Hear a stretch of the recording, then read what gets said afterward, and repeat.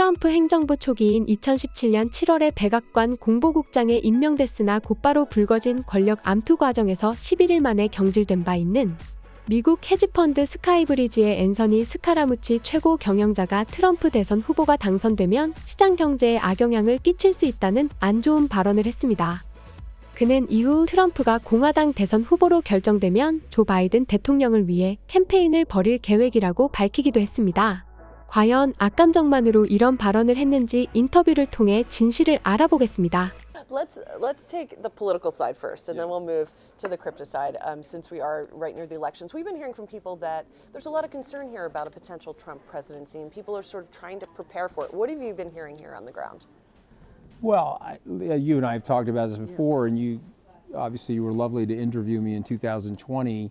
I think we sat in this tent. I said Trump will not win re-election. Generally, the view here in 2020 is that he was overwhelmingly going to win re-election.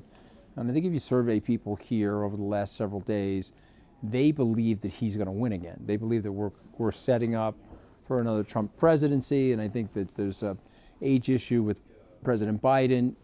I mean, one's 81, but looks a little bit more frail than the 78-year-old, but we have a combined 158 or 59 years of people running for president. So I think Joe Biden will beat Donald Trump, and it's not just because of I'm being contrary to the consensus here. I think once we start peeling back the onion again, people are going to realize how destructive he was and how damaging he actually was to the country. And remember, we lost 21 million jobs on his watch. The entire economy imploded during COVID. A lot of people feel he didn't handle that right. He fomented an insurrection, which he's about to face the music for at a trial. He's got 91 indictments, 4 big federal cases, 2 federal cases, 2 state cases. And the most important one, though, I think to our intelligence community are the documents. So despite his early successes in these primaries. Would a second Trump presidency be good for markets? So I think that the consensus is that it would be, but I don't think it would be. And I want to explain why, because it's very important. We have the best legal system in the world, maybe us in the UK. It's very, very predictable, and it's grounded in 900 years of common law. Mr. Trump has told us that he wants to be a dictator for a day. Mr. Trump has told us that he's going to use the Department of Justice to persecute his adversaries. Mr. Trump has told us that his goal will be to expand the executive power of the United States. And so anybody that's really studied our system knows that the flat, decentralized nature of our system has enabled each of our families to grow in America. And so when you have people that think like that, and they think in a more authoritative way, it could be very, very dangerous. So yes, it could work in the beginning. People were very happy in Germany in the 1930s, they were very happy in Italy. They ended up a lot less happy. And anytime you get people that think like Mr. Trump, you get a lot of cronyism at the top. And I think it's very, very dangerous. So yes, short term, that's the perception. It would help business. But long term, if he destabilizes the predictability of our legal system, the cost of capital in the United States and globally is going to go up a lot. And people have to look at it long term. They have to think about what made the country great was a flat, decentralized structure where each of us could grow our own families and seek our own aspirations. Right. And apologies, by the way, for I don't even know what that sound is in the background. Something doing snow. Something right? in snow. Yeah. Talking Something. Yes. Don't worry. Well, we'll be able to hear you loud and clear. Just wanted to acknowledge the environment that we are in here in Davos, the good, the bad, and the ugly. Speaking of decentralization, that's a good segue to talk about crypto here. I was talking a lot about the spot Bitcoin ETF last week, which is seen as a real milestone. Do you see it that way? Do you think it's going to be the huge money bringer to Bitcoin that a lot of people are seeing? Over time it will be, and I think you guys addressed this last week, but it's worth noting. You have lots of investors that went into the Grayscale Bitcoin Trust at 2%. They bought it at the Bitcoin at 50,000, 60,000, 69,000. And so when the ETF became available and they were able to sell the Grayscale Bitcoin Trust and take a loss for tax purposes, and you guys know this, they have to wait 30 days before they can reload.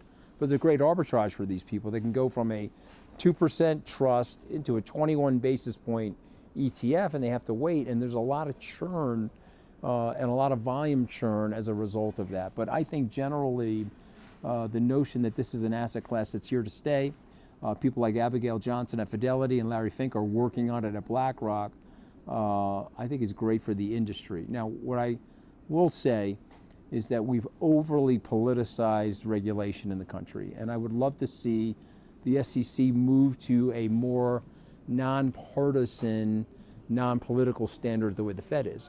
And I'm wondering if that could ever happen, because every time we get a new president and we get a right-leaning president or a left-leaning president, we bring somebody in that politicizes the regulation. That's very bad for the industry. So you think that the SEC's reluctance to really put a stamp of approval on crypto products has been a political stance? No question. Yeah, this is all born from Elizabeth Warren.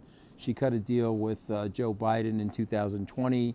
She dropped out of the race in exchange for having a lot of say over what happens in the banking industry and the world of financial services. And so she was part of selecting Janet Yellen, and obviously her sidekick in Washington is Gary Gensler. And I call them the regulatory axis of evil, because they're not studying the protocols, they're not studying the technology, they're making these symbolic statements. They're like, oh, this is about fraud, this is about money laundering, where it's not saying that there isn't some money laundering and fraud, but there certainly is. There's more of it with the US dollar, by the way. And I just think the point is, if they calm down and really study the technology, they'd be running towards the technology, not away from it. And frankly, Mr. Gensler knows better. Listen to his 24 lectures at MIT. He's actually at heart a blockchain enthusiast. 미국 대선에 따라 코인의 시장에 악영향이 올 수 있고 좋은 영향이 올 수 있지만 분명한 거는 지금 코인 시장 분위기는 ETF 이슈 등 많은 호재거리로 상승할 것이라고 예측합니다. 최근 코인 투자를 하시는 많은 분이 큰 돈을 쓸어 담고 있습니다. 실제로 우리 주변에서 100억대 코인 부자들도 상당히 늘어나고 있는 추세인데요. 정말 부럽기도 하지만 한편으로는 정말 화가 나는 것이 사실입니다. 코인에 투자하는 것도 똑같고 사용하는 어플도 똑같은데 왜 이렇게 차이가 나는 걸까요? 핵심은 차트에 있습니다. 실제로 100억대 코인 부자들은 항상 차트의 중요성을 강조했는데요. 하지만 막상 차트를 공부하려고 인터넷을 찾아봐도 핵심은 없고 다들 추상적인 이야기나 누구나 아는 내용들을 자기들만 아는 것처럼 떠들고 있는데요. 비싼 유료 강의 역시 마찬가지입니다. 월급에 맞먹는 몇십 몇백만 원에 이르는 금액을 쓰면서 들어도 무료 강의와 큰 차이가 없는 것이 현실입니다. 그래서 제가 구독자님들의 이러한 사정을 다 이해하는 만큼 큰 선물을 준비했습니다. 바로 차트의 이론부터 실전까지 한 권으로 끝낼 수 있는 강의 자료입니다. 실제로 제 지인분들도 이 자료를 받고 수익률이 급격하게 증가하는 드라마틱한 경험을 느끼셨는데요. 하지만 제가 이걸 유튜브에서 직접적으로 공개하게 되면 다른 코인 유튜버들과 코인 강사들의 질타와 공격 때문에 힘들게 키운 저의 유튜브 채널이 위험해집니다.